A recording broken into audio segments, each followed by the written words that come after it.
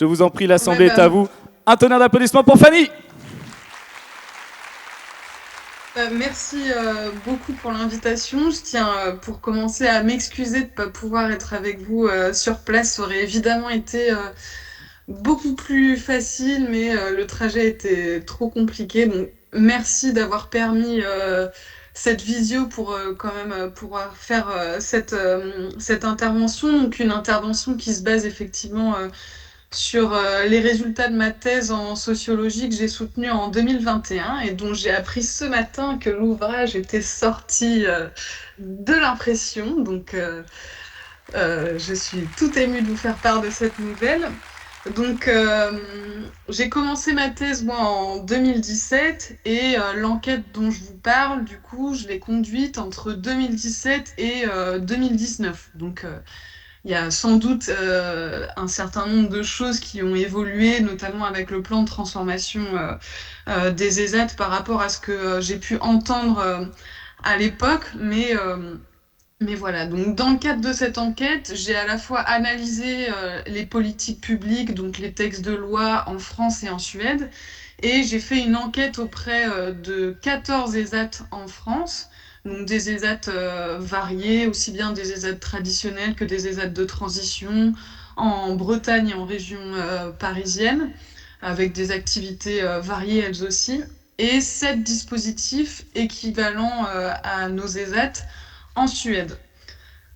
Donc, l'envie de travailler sur le travail protégé, elle est venue d'une précédente enquête sur l'emploi en milieu ordinaire dans la fonction publique, où j'avais pu rencontrer des travailleurs handicapés, mais où je m'étais dit, bon, ok, ils sont reconnus handicapés, mais ils n'ont pas non plus des besoins d'adaptation très importants, des déficiences, des limitations qui font que les organisations du travail devaient vraiment bouger. Donc je me suis dit, bah, pour voir ça, il faut que j'aille en ESAT, là où on adapte vraiment le travail à des besoins importants des personnes handicapées.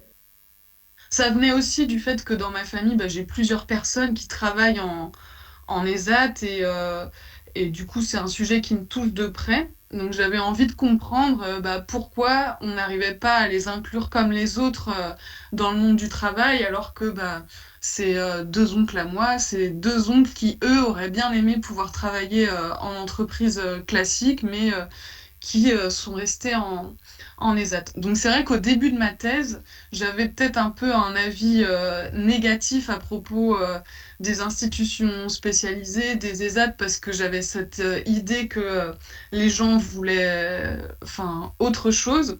Mais le travail d'enquête auprès des ESAT m'a bien amené à nuancer mon propos, à me rendre compte que bah, certaines personnes elles sont bien en ESAT et qu'il fallait comprendre pourquoi le travail en ESAT répondait aussi à certains besoins, à certaines préférences. J'ai choisi de comparer la France avec la Suède parce que la Suède, elle est souvent présentée comme un pays modèle en matière d'inclusion. C'est en effet un pays où les personnes handicapées travaillent davantage en milieu ouvert, en milieu ordinaire que d'autres pays comme la France. Mais mon but, c'était pas du tout de trouver une recette miracle, une solution magique qu'on pourrait mécaniquement appliquer en France, mais de comprendre pour quelles raisons on avait réussi en Suède à davantage développer l'inclusion que on ne l'avait fait en France. Donc le but, c'était vraiment de comprendre et pas du tout de dire il faut faire comme ci ou il faut faire comme ça.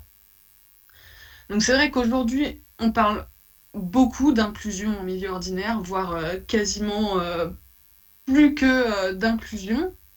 Mais il faut voir que dans l'histoire, ça n'a pas toujours été ça l'objectif des politiques du handicap.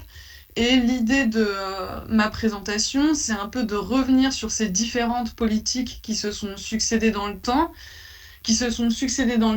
et qui, loin de se remplacer les unes les autres, en fait, se sont superposées les unes sur les autres, ce qui fait que bah, on a différents types de politiques qui véhiculent différentes conceptions du lien entre handicap et travail qui se superposent aujourd'hui et qui peuvent rendre certaines situations compliquées et qui, de manière générale, peuvent un peu compliquer la mise en œuvre de l'objectif d'inclusion.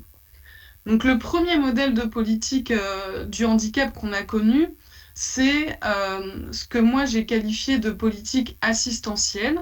C'est des politiques qui reposent sur l'idée que quand on est handicapé, on ne peut pas travailler et que du coup il faut qu'on ait des moyens de subsistance en dehors des revenus du travail, qu'on ait de l'argent sans travailler. Donc, c'est par exemple les pensions d'invalidité qui ont été créées à la fin du 19e siècle pour les accidentés du travail, ou encore les pensions militaires qui ont été versées après la Première Guerre mondiale aux blessés de guerre.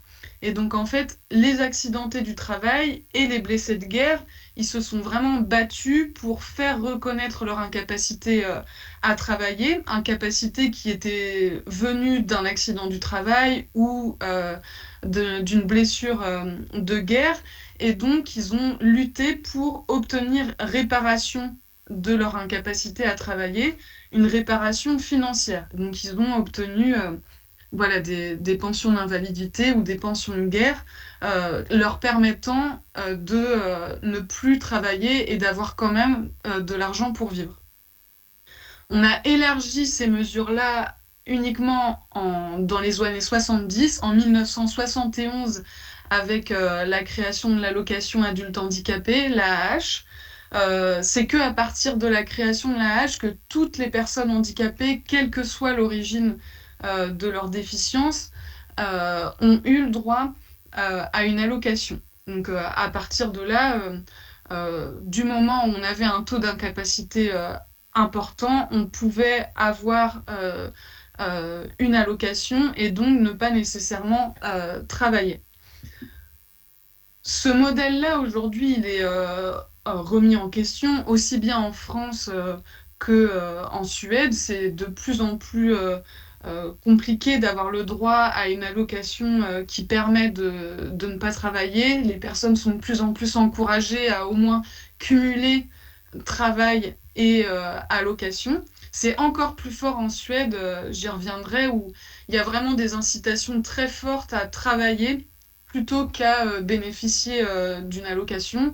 Donc les personnes ont moins le choix en Suède qu'en France. Le deuxième modèle de politique qui a été créé assez rapidement finalement après la création de ces pensions d'invalidité, c'est ce que moi j'ai appelé les politiques reposant sur un modèle intégratif, les politiques reposant sur les institutions spécialisées. Donc on s'est dit, donner de l'argent aux personnes handicapées, ça suffit pas. Il faut qu'elles puissent avoir une forme de participation sociale. Mais on était quand même d'accord avec l'idée qu'elles ne pouvaient pas vraiment travailler comme les autres, donc on a créé des lieux dédiés, des institutions spécialisées pour leur permettre d'avoir une forme de travail. Mais on leur a créé pour ça vraiment une place à part. Donc c'est ce que font les institutions spécialisées, mais c'est aussi un peu ce que fait le quota, avec l'idée que elles peuvent travailler, ok, mais assez, avec des mesures spécifiques dans des lieux dédiés à une place à part. Donc la France comme la Suède, elles ont développé cette idée-là, cette prise en charge via les institutions. Donc en France, c'est ce qu'on appelle le secteur du handicap, avec la création des centres d'aide par le travail, CAT, qui sont devenus les ESAT qu'on connaît aujourd'hui. Et en Suède, on a des dispositifs équivalents à nos ESAT qui ont été créés à peu près au même moment. Mais assez rapidement, il y a eu une forme de critique de ces institutions avec l'idée que être à part comme ça, c'était pas forcément bien, que c'était pas ce qu'il y avait de mieux pour les personnes handicapées. Donc les, les institutions, les ESAT, se sont ouvertes sur l'extérieur. Donc, on constate ce mouvement de transformation depuis vraiment plusieurs décennies aujourd'hui, d'ouverture des ESAT sur l'extérieur pour ne pas que les personnes soient trop isolées du monde extérieur. Et en Suède, ils ont vraiment poussé ce mouvement très loin, puisque aujourd'hui, les personnes qui ont un emploi protégé, l'équivalent des travailleurs des AT, ils ont un contrat de travail comme tout le monde, alors qu'on sait qu'en France, les travailleurs des AT ont un statut d'usager du médico-social. Donc là-bas, ils ont un contrat de droit de travail un con- classique, un contrat de travail normal. Et surtout, ils sont quasiment tous sur des activités en milieu ouvert, au sens où c'est un peu l'équivalent de nos mises à disposition aujourd'hui. En fait, il n'y a pas d'atelier dédié. Ce ne sont que des travailleurs positionnés au sein d'autres entreprises qui font notamment beaucoup d'activités d'entretien des locaux. Donc, on a ces institutions spécialisées qui existent et qui se sont transformées, mais on s'est dit, c'est pas suffisant. Donc à partir des années 90, on a commencé à vraiment parler dans les politiques publiques d'inclusion, donc de place en milieu ordinaire pour les personnes handicapées, pour qu'elles soient à égalité avec les autres. Il faut avoir en tête que cette idée-là, les personnes handicapées, elles se sont elles-mêmes très largement mobilisées pour ça. On a eu notamment aux États-Unis de très gros mouvements de personnes handicapées à partir des années 70 et qui ont essaimé dans les différents pays dans le monde et qui ont progressivement gagné à la fois les milieux académiques et les milieux institutionnels.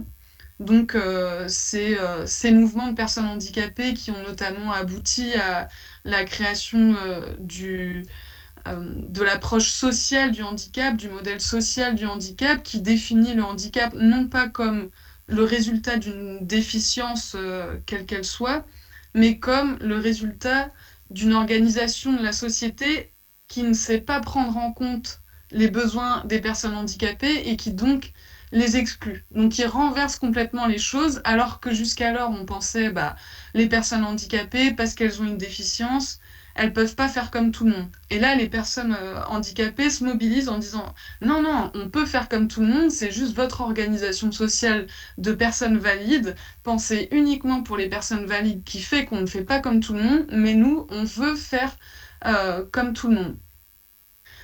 Donc ce modèle-là, il a été repris en partie par la Convention des Nations Unies relative aux droits des personnes handicapées qui a été adoptée en 2006 et ratifiée par la France en 2010, qui définit le handicap comme le résultat d'une interaction entre des limitations individuelles et un environnement social et physique inadapté, donc qui insiste sur cette interaction et qui du coup défend le droit pour les personnes handicapées notamment de travailler comme les autres. Donc c'est l'article 27 de cette convention qui précise ces choses-là et qui dit que chaque personne doit avoir la possibilité de faire le travail qu'elle a choisi et que chaque personne a le droit de travailler dans les mêmes endroits que tout le monde, donc pas nécessairement dans un établissement spécialisé, mais dans une entreprise ordinaire, une association ou dans les services publics, mais d'avoir les mêmes opportunités que tout le monde. Et la Convention des Nations Unies dit aussi les personnes handicapées doivent être payées comme les autres pour le même travail. Donc ce modèle, il est en partie repris par la France, très fortement repris par la Suède. C'est notamment sur cette convention que que s'appuie l'idée d'obligation d'aménagement raisonnable qui impose aux employeurs de prendre des mesures pour que les personnes handicapées puissent être recrutées comme les autres, qu'elles puissent exercer leur travail, leur emploi comme les autres et qu'elles puissent évoluer dans leur emploi comme les autres. Donc ça peut impliquer, par exemple, de proposer une traduction en LSF au moment de l'entretien, ça peut impliquer de proposer des consignes avec des pictogrammes au sein de l'environnement de travail. Ça implique aussi la possibilité pour les encadrants d'avoir le temps de répéter les consignes si besoin.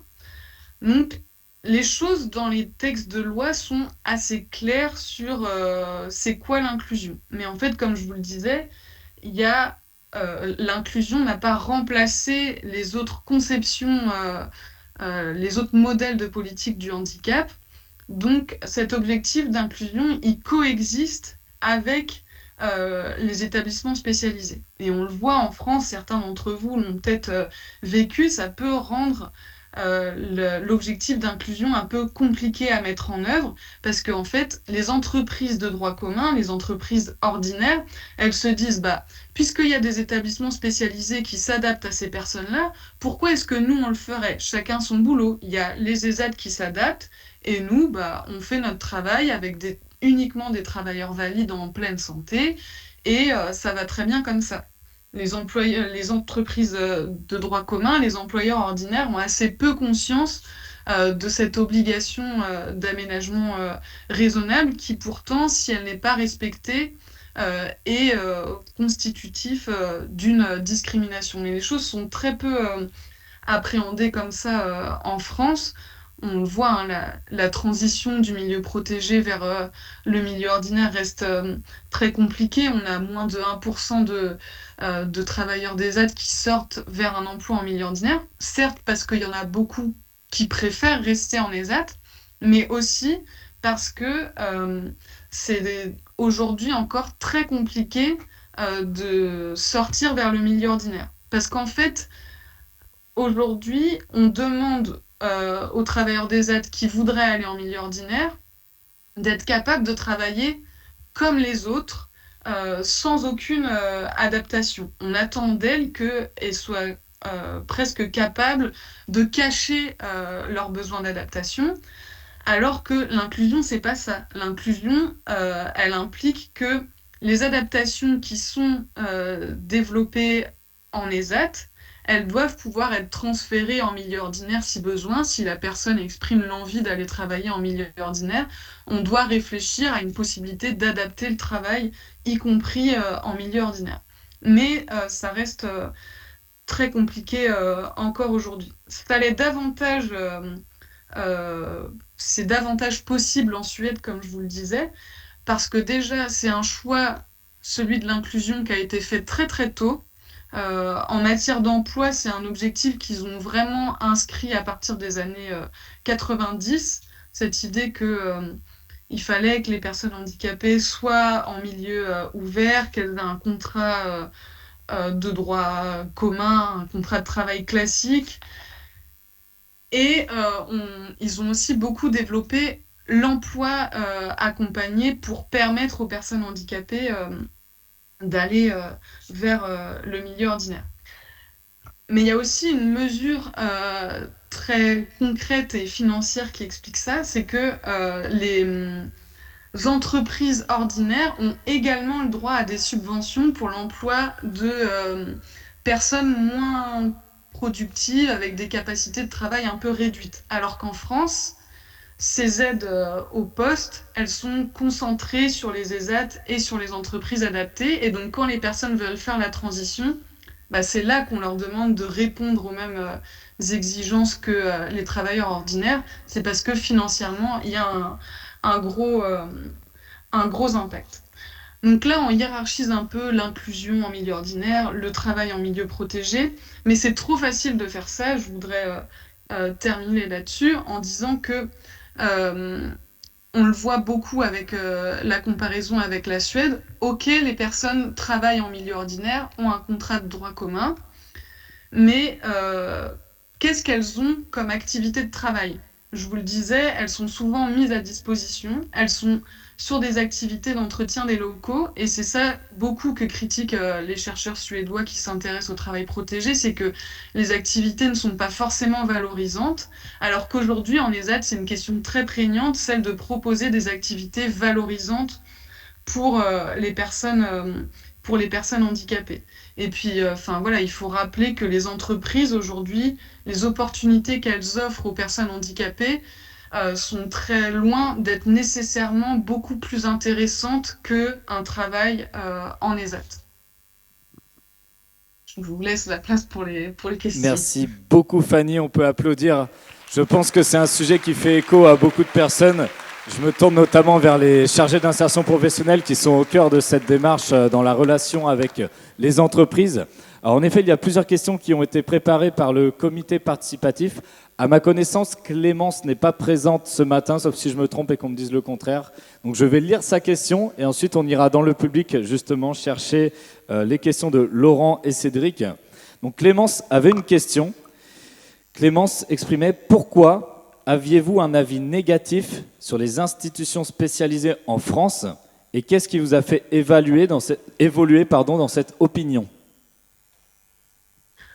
Bah, je l'expliquais, j'avais une connaissance personnelle des établissements de travail protégé, des ESAT en commençant ma thèse, et j'avais l'avis de mes oncles qui disaient bah, je suis en ESAT, mais moi je préférais aller travailler ailleurs, mais j'ai fait des stages et personne veut de moi. Et donc il y avait une forme de frustration chez eux qui, je pensais, était largement partagée. Et en fait, j'ai rencontré d'autres personnes qui n'avaient pas du tout cet avis-là et qui disaient bah moi, je pourrais presque aller travailler en milieu ordinaire, mais ici, j'ai une activité qui m'intéresse. Financièrement, je m'en sors plutôt bien. Et bah, au moins, je travaille à mon rythme. Donc, je préfère rester en milieu protégé. Mais je tiens quand même à souligner que cette préférence, elle est quand même très largement contrainte par le fait que les entreprises ordinaires elle propose pas forcément des alternatives désirables pour les personnes handicapées. Merci pour ça. Et c'est vrai qu'on se dit que cette personne avait un sens différent, en tout cas dans sa posture sur l'établissement. Ça fait un petit écho à ce matin. Merci pour ça, Fanny. Il y a une question de Laurent qui est au bout là-bas, mes chers collègues. Il lève la main, je le vois. Alors Laurent qui avait donc Laurent qui fait partie du comité participatif d'organisation. Laurent? Sachant que je me permettrai de répéter la question parce que le micro pour Fanny, c'est celui qui est du PC devant moi. Ok, merci Thomas. Du coup, vous avez parlé du côté financier pour les entreprises, mais vous n'avez pas abordé le côté financier pour les travailleurs des ESAT. Et on a pu constater, nous, que c'est un véritable frein, puisque sur le point de vue financier, les travailleurs ESAT, s'ils signent un CDI en milieu ordinaire, perdent en rémunération. Fanny, est-ce que tu as entendu ou je dois répéter? J'ai entendu, j'ai entendu super. La question. C'est vrai que cette question-là, elle est assez complexe. Les règles de cumul entre allocation adulte handicapé et revenu du travail, elles sont pas les mêmes en ESAT qu'en milieu ordinaire. Donc, il y a pour le moins une incertitude qui peut être vraiment très insécurisante pour les personnes et des fois au-delà d'une incertitude, une certitude sur le fait que les personnes financièrement n'y gagneront pas.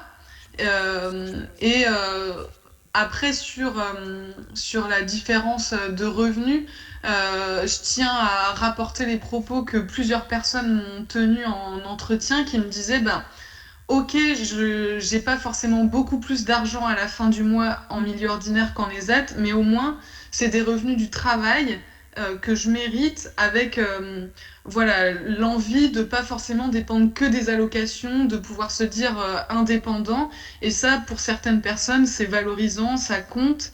Et donc, même si le chiffre à la fin sur le compte bancaire, c'est le même, il n'a pas la même origine. Et donc, pour certaines personnes, c'est autrement plus valorisant d'être en milieu ordinaire. Mais c'est des préférences personnelles, quoi. Laurent, c'est bon pour toi? Super. Il y avait une question de Cédric. Est-ce que Cédric est là? Tout devant Cédric. Je crois qu'il est devant ici. C'est ça, tout devant. Alors, question de Cédric. Donc, en France, pour vous, quels sont les avantages et les inconvénients pour les personnes en situation de handicap à devenir salariées? Alors la question est pas facile. Alors les avantages, je dirais que moi j'ai beaucoup, là je m'appuie sur ce que les personnes me rapportaient, mais j'ai beaucoup entendu dire, bah moi j'ai envie de travailler comme tout le monde, cette idée d'être comme tout le monde comptait beaucoup. C'est ça qui est mis en avant, mais c'est vrai que sur le plan matériel, on en a parlé, la la rémunération peut ne pas forcément être un argument pour faire la transition.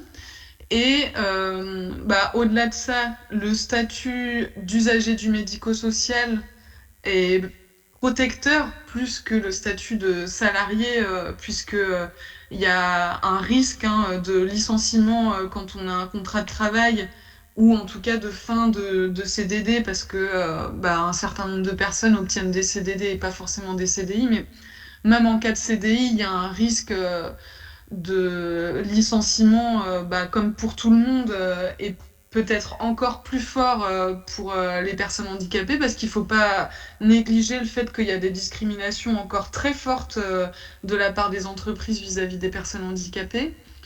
Et la capacité d'adaptation aussi des entreprises, du fait notamment qu'il n'ait pas nécessairement les mêmes aides, est peut-être plus faible pour les entreprises ordinaires que pour les AT. Donc là, ça repose sur un travail précieux des chargés d'insertion, de repérer les entreprises qui sont à même de prendre en compte les besoins des personnes handicapées. Et voilà, il y a des transitions qui montrent que ça peut être des expériences positives pour les personnes, d'avoir enfin un statut comme tout le monde, dans une entreprise où ils se sentent bien et où leurs besoins sont pris en compte.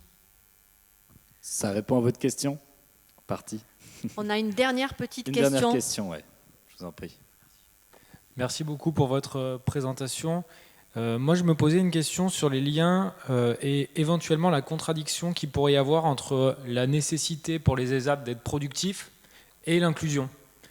Est-ce qu'il n'y aurait pas un biais à ce niveau-là, un frein éventuel? Et j'aimerais que vous puissiez nous dire, est-ce que c'est pareil au niveau de la Suède ou est-ce que le système est différent? C'est pour sûr un frein à l'intégration de l'ensemble des personnes handicapées en ESAT.